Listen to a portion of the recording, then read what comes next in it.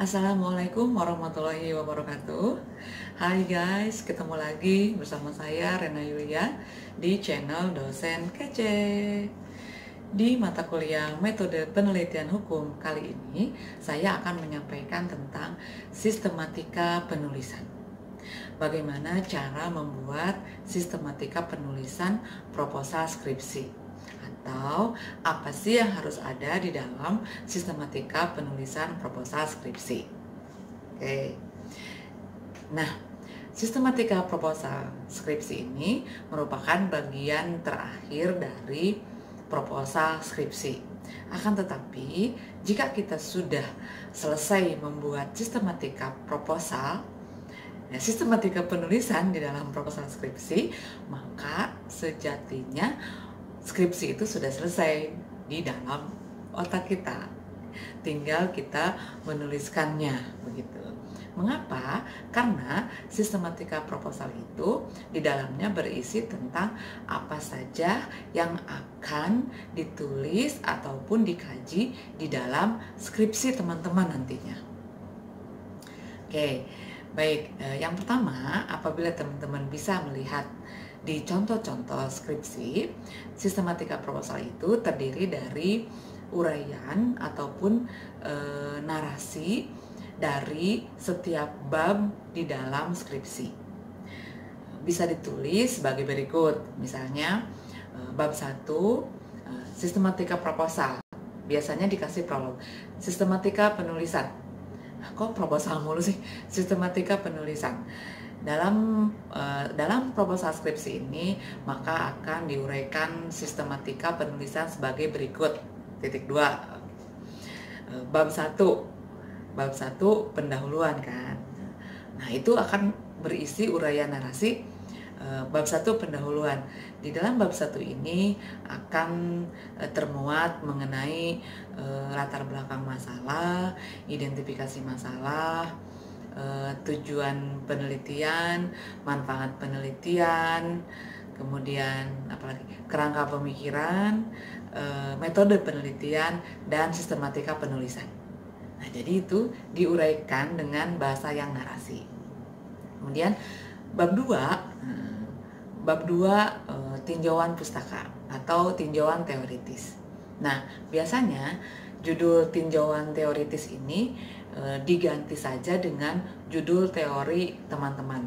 Misalnya, teman-teman menggunakan teori pertanggungjawaban pidana dan pemidanaan. Maka bab 2 itu judulnya menjadi bab 2 teori pertanggungjawaban pidana dan teori pemidanaan. Gitu. Nah, uraiannya bab 2 ini akan menguraikan tentang teori pertanggungjawaban pidana dan teori pemidanaan. Udah, cukup segitu aja. Ya, tapi nanti di dalamnya akan berisi uraian tentang teori-teori tersebut. Dan itu kan sudah kebayang oleh teman-teman. Oh, menurut profesor ini pertanggungjawaban pidana adalah ini, pengertiannya apa, dan sebagainya. Oke, kemudian bab 3. Bab 3 itu merupakan objek penelitian. Jadi dalam pikiran teman-teman itu harus sudah paham bahwa bab 3 itu adalah objek penelitian. Tetapi di dalam sistematika penulisan itu tidak serta-merta ditulis bab 3 objek penelitian. Tidak begitu, melainkan objek penelitian saudara apa? Misalnya kalau saya konsisten dengan contoh judul tentang pelindungan hukum terhadap anak korban kekerasan seksual, maka kita bisa menyatakan bahwa objek penelitiannya adalah anak korban kekerasan seksual. Nah, sehingga bab 3-nya, bab 3 anak korban kekerasan seksual. Nah, baru kemudian diuraikan isinya, anak itu, pengertian anak itu siapa, definisi anak itu apa, menurut peraturan undang-undang, menurut para ahli, menurut undang-undangnya, menurut siapa, pokoknya itu definisi tentang anak. Kemudian hak-hak korban anak itu apa, juga disebutkan di situ. Kemudian jenis-jenis kekerasan seksual, terus kekerasan seksual itu apa, dibedakannya seperti apa. Nah, itu juga menjadi bagian dari objek penelitian yang kemudian bisa diuraikan di dalam bab 3. Oke, sampai bab 3 kebayang nggak? Bayang ya. Nah, sekarang bab 4. Nah, maka bab 4 itu adalah analisis atau hasil temuan, hasil analisa. Nah, tentu saja teman-teman tidak menulis bab 4 analisis. Walaupun isinya analisis, tetapi tidak ditulis judulnya begitu. Jadi bab 4 misalnya mau analisis apa nih? Nah, biasanya judul bab 4 itu mirip-mirip dengan judul besar di awal. Misalnya bab 4 karena kan tentang analisis yang judulnya pelindungan anak korban kekerasan seksual, maka bab 4 perlindungan terhadap anak korban kekerasan seksual ditinjau dari perspektif hukum pidana misalnya. Nah, itu contoh ya. Tetapi intinya bab 4 itu berisi tentang analisis. Kemudian judulnya dibuat sesuai dengan judul kita menganalisis apa gitu. Nah, uraiannya itu merupakan jawaban dari identifikasi masalah. Kalau misalnya identifikasi masalahnya ada 2, maka di bab 4 itu diuraikan 2 subjudul saja.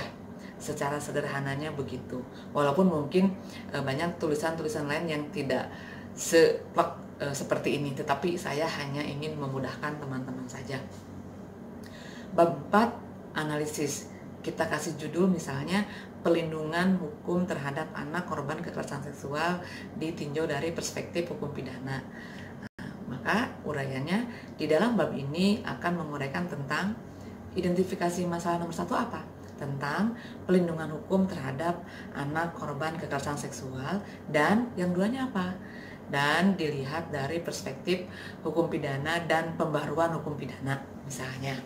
Jadi tergantung identifikasi masalah teman-teman di dalam proposal tadi.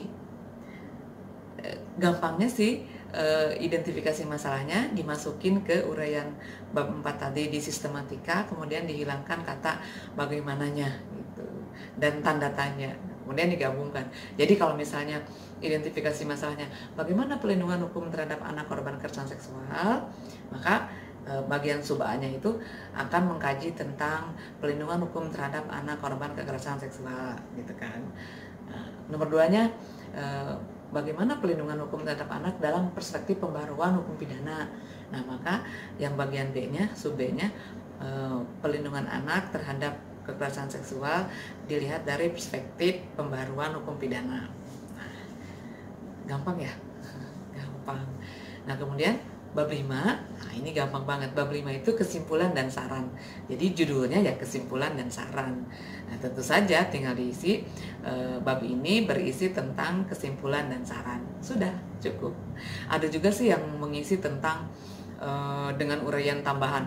Bab ini berisi tentang kesimpulan dan saran yang akan diberikan terhadap ini. Boleh dipanjangin juga boleh. Tetapi daripada dipanjangin malah menjadi salah, mendingan bab ini berisi tentang kesimpulan dan saran. Udah cukup gitu. Nah, kesimpulan itu isinya apa? Kalau bab 4 itu kan analisis, jawabannya panjang dari identifikasi masalah tadi. Nah, kalau kesimpulan itu merupakan jawaban singkat dari identifikasi masalah. Sehingga isi kesimpulan itu harus sesuai dengan identifikasi masalah. Kalau misalnya identifikasi masalahnya bagaimana pelindungan hukum terhadap anak korban kekerasan seksual, maka kesimpulan itu harus berisi nanti nih, kesimpulan itu harus menjawab pelindungan hukum terhadap anak korban kekerasan seksual adalah atau merupakan, yaitu yang penting kata pertanyaan itu harus ada menjadi kalimat awal dari kesimpulan. Oke, gampang ya. Nah, saran, kalau saran dia memiliki 3 syarat, tiga syarat. Yang pertama adalah positif, konkret, operasional. Positif di sini saran harus disusun dengan kalimat yang positif.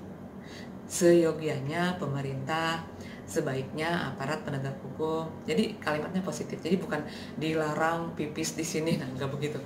Jadi harus kalimat yang positif. Kemudian konkret, tidak abstrak, nyata. Bagi siapa itu saran? Yang ketiga operasional, bisa dilakukan atau enggak oleh si yang kita kasih saran, bagi pemerintah, bagi masyarakat, bagi siapa. Jadi jangan saran misalnya sebaiknya negara melindungi hak-hak anak. Ya iya sih, tetapi kan itu abstrak gitu. Ya udah pasti bisa dilakukan, tapi gimana caranya? Nah mungkin misalnya sebaiknya lembaga pelindungan anak mempunyai program apa gitu kan, yang misalnya lebih bisa real di dalam memberikan pelindungan terhadap anak gitu. Sebaiknya masyarakat turut serta membantu dengan melakukan apa gitu. Jadi operasional, bisa dilakukan. Jadi jangan sebaiknya negara menaikkan gaji 3 kali lipat. Nah itu bagus, tetapi tidak operasional gitu. THR aja kan nggak ada, aduh sedih. Bawa ke sana. Nah, itu tadi sistematika penulisan proposal. Gampang ya, gampang banget. Jadi kalau misalnya kita sudah membuat sistematika proposal dan kita paham betul isi sistematika itu, maka sebetulnya skripsi kita udah selesai. Di sini tinggal dituliskan saja. Jadi begitu nanti kalian menulis skripsi, tidak ada kata mentok. Kenapa? Karena kalian sudah tahu apa yang mau ditulis. Yang namanya mentok itu kan tidak tahu apa yang mau ditulis. Nah kalau ini udah tahu, oh bab 3 saya menulis ini nih, objek penelitian, pengertian anak dalam undang-undang menurut para ahli, hak-hak anak, kan tinggal ketik. Bab 4, bab 4 analisanya pelindungannya gimana? Oh tinggal ketik. Oh kesimpulan tuh jawaban dari identifikasi masalah, oh tinggal ketik. Oh sarannya tuh harus positif, konkret, operasional, tinggal ketik. Nah, jadi semua akan terlihat mudah. Nah, itulah tadi tips happy menulis skripsi versi saya ya. Jangan lupa teman-teman untuk mempersiapkan proposalnya dari mulai judul sampai sistematika penulisan. Kemudian nanti diunggah ataupun diunggah, diupload di Spada sebagai tugas akhir dari saya gitu ya, tugas akhir dari mata kuliah metode penelitian hukum. Baik teman-teman, sampai di sini mata kuliah metode penelitian hukum.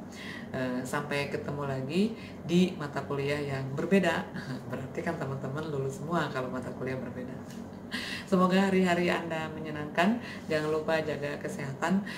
Salam sehat dari saya. Assalamualaikum warahmatullahi wabarakatuh.